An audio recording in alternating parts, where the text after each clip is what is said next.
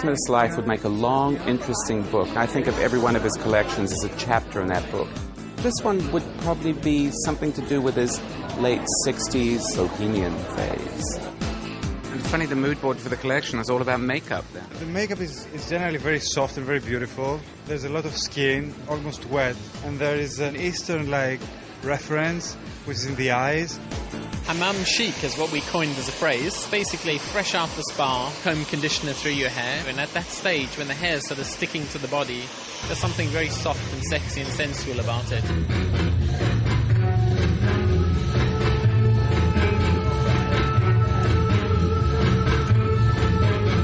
Starting off point was that exhibition that was at the Tate Britain, the Orientalism exhibition.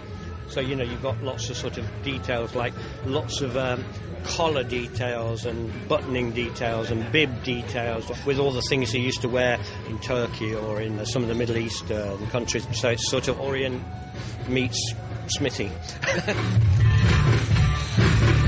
This is Paul on the hippie trail in a way. The interesting thing about Paul is whatever he does, it still retains that kind of quintessential English eccentricity.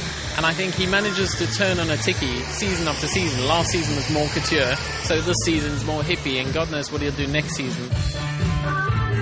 What do you think his significance has been for British fashion? I mean, you can really count on the finger of one hand that Paul Smith always comes to mind as like number one. I mean, he was probably the first person I can think of that took that kind of tailoring heritage thing and made it really modern. You know, that cliche classics with a twist.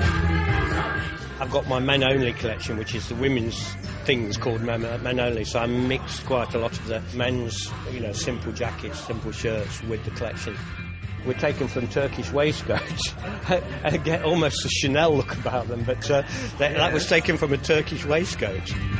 His life is a very long book with a lot of chapters. I think the reason that there will be more chapters is that rather than opting for safety, he continues to change again and again and again. You know, it's certainly not a collection that you would immediately go, oh, it's Paul Smith.